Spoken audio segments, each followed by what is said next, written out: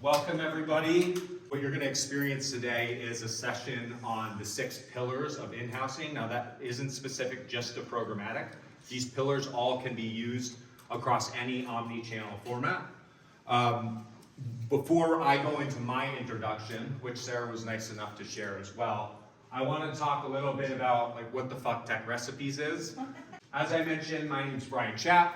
I started Tech Recipes about 2.5 years ago, coming out of the agency, brand, and publisher experience. What we do is we work with agencies and brands in order to create new and transformative models that allow you to take more control and transparency of your advertising dollars. So if there's nothing that you remember throughout this presentation, remember that there is value that is hiding within the supply chain right now. The idea would be, how do you lower your non-working cost? That could be resource, it could be hidden fees. We'll touch on a few of what those things are, but then how do you use that money to reinvest into new ways and new models so that way you can start to take more control. And it's not about getting rid of the agency, it's about how do we supplement the agency, how do we do things better, and how do we focus on higher value deliverables to create up to 25% cost savings, which also equates, what we've seen is about 4x in ROI. It's also important to remember that the growth is happening. You guys know that this is going on right now, but it's not just specific to COVID. By 2041, the IAB has forecasted that advertising spend in the US is going to reach $150 billion, right? With that, things aren't getting any less complex, right? So how do you start to either consolidate your partnerships, look to technology in order to start to fulfill some of these use cases, some of which include transparency, some of which include non-working costs, accountability, 1P data ownership. Can anybody tell me what an example of transparency could be or what non-working costs could be?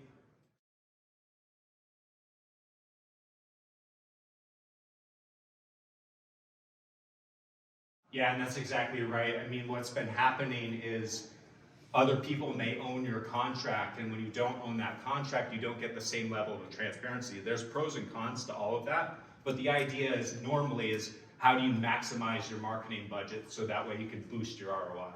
And sorry, you had something up front too.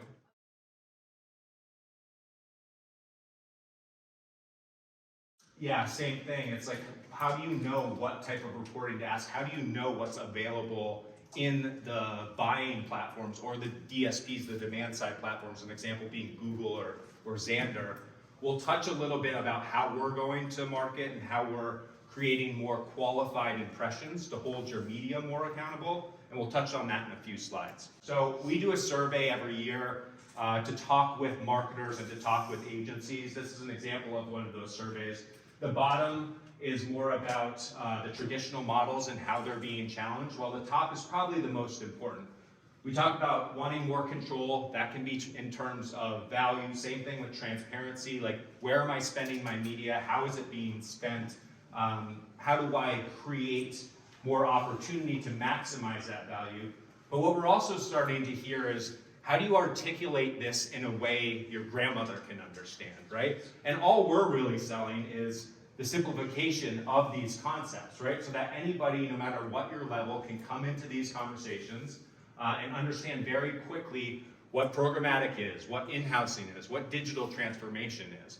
And most importantly, if you start to think about how you're internalizing, or if you want to internalize some of these roles, how are you defining that as a brand? Because what's right for one brand does not mean that it's right for another. Same thing for an agency or any other third party. So how can we help you? How can any of these other third parties help you to create your own vocabulary so you can be more agile? Again, another buzzword which I'll probably beat to death up here, but I'm not going to spend too much time on this. 2012, it became a viable means. We started moving into all of these other aspects, and we've gotten to digital transformation.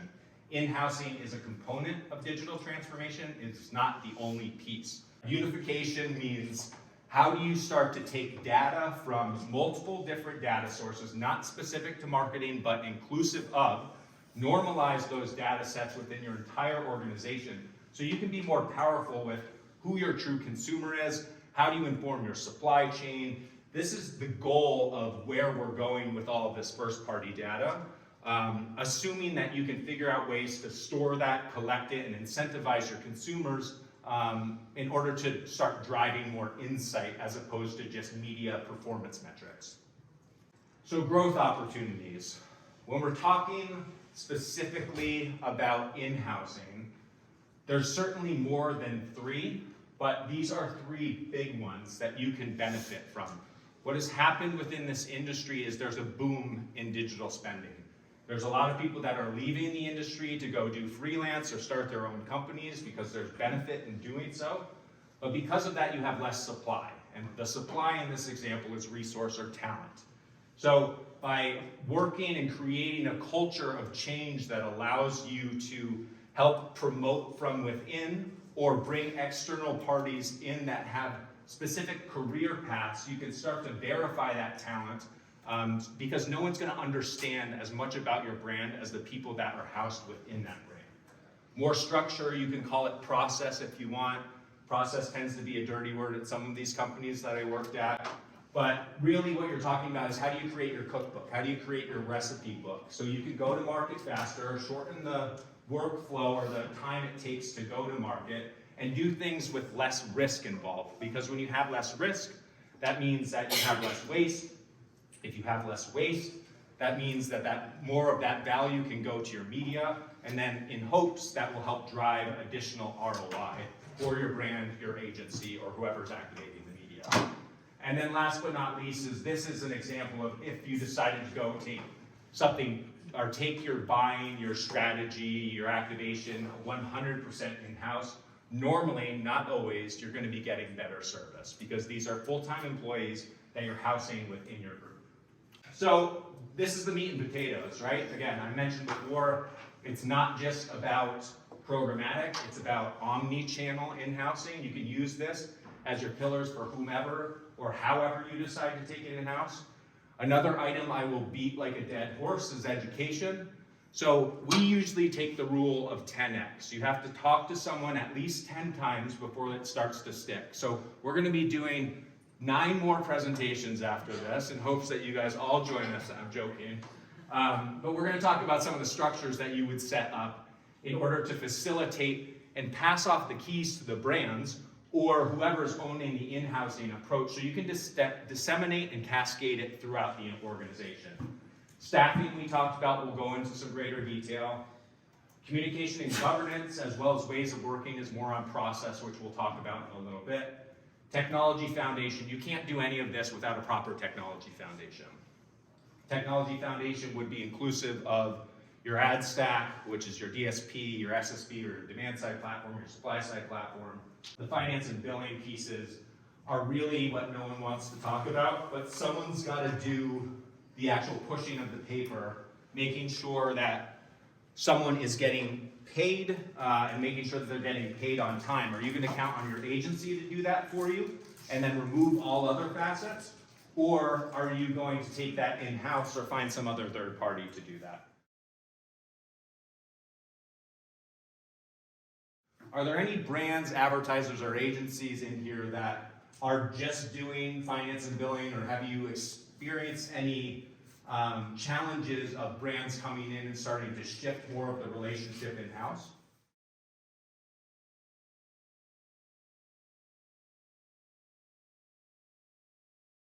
Yeah, that's exactly right. I mean, a lot of this takes education. They see that there's value to be created, but they don't know how to create that value. They just know that they want it. So in some cases, they're challenging the agency, and the agency is trying to keep up with that to deliver it, but there are pros and cons to all of this. We'll talk about this when we get into some of more of the tech ownership components of all of this.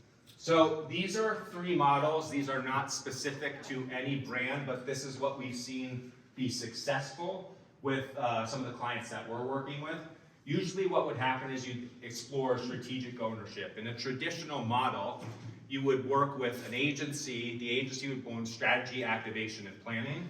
In this example, the brand starts to take ownership of that strategy prior to advancing into what we're calling on-demand talent. Tech recipes would be an example of on-demand talent, but someone who can help as an expert in in-housing to transition some of those roles in-house.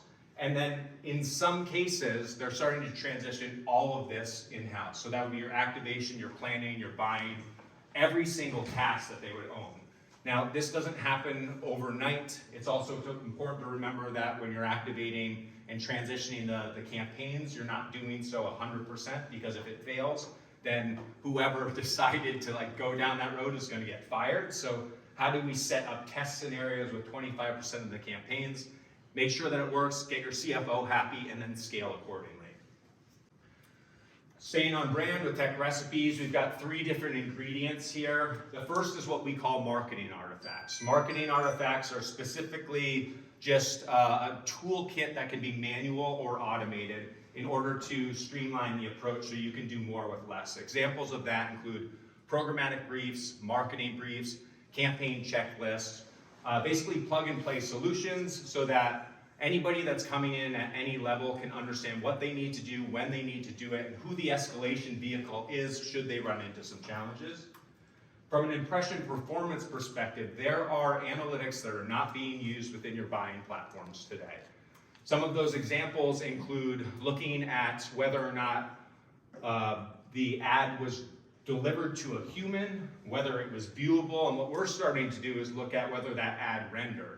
And you start to go into these more accountable metrics that equate to either a qualified cost per human or a qualified CPM. Again, these are ways in which you can hold your impressions more accountable, as opposed to just saying, did someone click on my ad? Well, that's well and good, right? They may have gone to your site, but if they didn't do anything after, they bounced after 2 seconds, you basically wasted your impression there. So let's start thinking about how do we hold these accountable.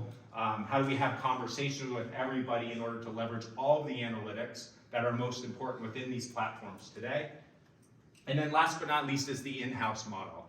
In-house model encompasses the 6 pillars and is a custom solution for any brand, but the idea is that you're starting to create more expertise in-house with a centralized location so you can move faster, understand your brand better, and make better decisions, as opposed to potential third parties who have their own incentives in the game. Education, rule of 10, remember that piece. This is an example of, first and foremost, how do you gain stakeholder alignment? In these bigger brands or these bigger companies, there are many different departments. And if we're talking about digital transformation, it's not just marketing. Everybody has to be involved and everybody has to be on board. And so first and foremost is educating the stakeholders, gaining their alignment prior to determining who the core group of people will be internally, that whoever is currently leading the education session can pass that off internally to a train-the-trainer model so that the brand can start to own, or the company can start to own, so that way they can cascade all of that information over the course of 6 months, a year, whatever it takes, prior to taking the staff internally and having a technology academy of sorts, so everybody knows what platforms, what technology to use, how to use it, and what the best practices are associated with that. As far as staffing necessities go, the first 3 on here are a requirement. If you're going to bring, let's say, an internal programmatic team in-house, you can't do it without these people. You may not have to do them all at once, but when you're talking about how are you going to measure, how are you going to manage the team, and how are you going to utilize data to target the right person at the right time with the right message, these 3 are most important. Strategy and platform leads can be a programmatic lead, usually it's what it's called. Measurement lead would be the one that's helping to set the benchmarks, and the audience science lead would be the one to help collecting the data, segment the data, and layer it on top of the media. What's emerging in the space right now is an automation expert. What an automation expert does, a great example of this would be someone who can facilitate or evaluate the marketplace in terms of what AI is out there to make the traders' jobs easier. A great example of that would be the optimization. So how do you remove the optimization opportunity or role from the trader so they can focus on what they do best and pre-program the platform, so it just makes the optimizations based off of whatever KPIs you've defined at the beginning. It's a great question. The question is this one channel or is this all channels?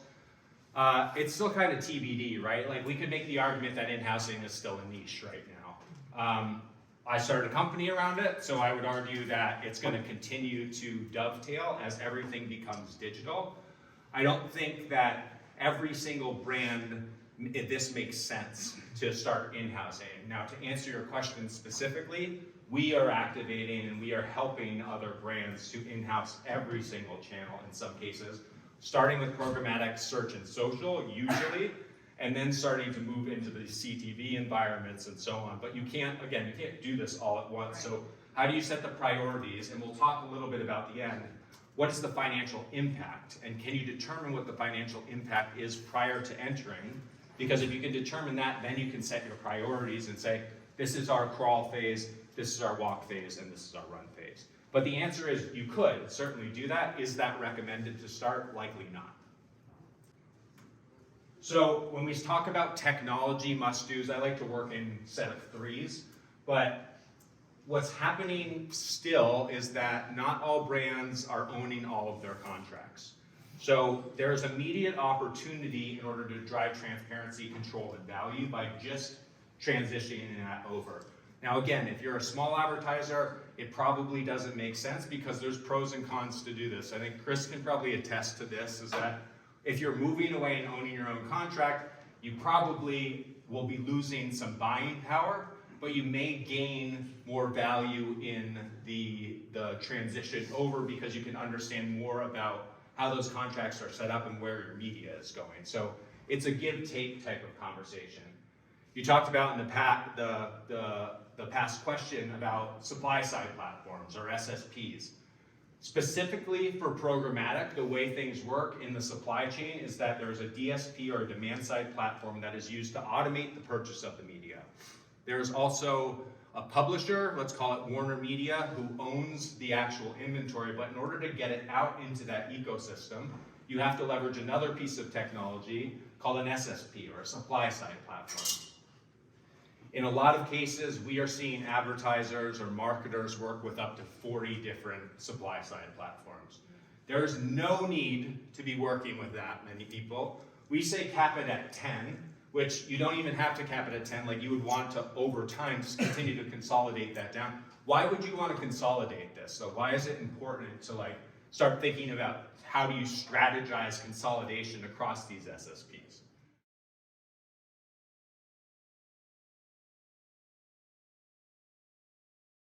Yeah, exactly right. And all of these technology partners take their own vig. You can't see it in the CPM, but it's hiding within that CPM. So you immediately start to create value there. So one thing I would challenge all of you in this room is that if you don't know what supply side partners you're currently working with today, then you should be asking that question. And then you should be asking how many of them are you actually working with, because that will help to determine whether or not there's opportunity to reduce waste, drive additional value, and increase ROI. And then last but not least, we talked about unification of data, right? First and foremost is how do we start to transition into a first-party world? That can mean different things to different people. I asked a question in one of these sessions about what do you do if you're a toothpaste company that offers like $2 toothbrushes or toothpaste? Are you going to give them 20 cents off? Is that enough to entice someone to give the data? No, but there are creative ways you can be thinking about doing this so you can drive personalization efforts. That can be aligning with sustainability efforts, aligning with your partners, aligning with retailers to start sharing some of that data. But you've got to think in the gray. It's no longer a binary approach. It's an on-off approach where you want to be thinking creatively to drive value. And then just to summarize real quick, 4 simple steps. Certainly it can be a lot harder than this, but discovery, understand what the financial impact is prior to even entering into or exploring this. Second is how you identify and create the infrastructure so you can simplify workflow. And then moving into staffing, it's about quality over quantity. And then last but not least, then starting to shift that ownership over so you can reduce your non-working cost and boost your ROI. Thanks, guys.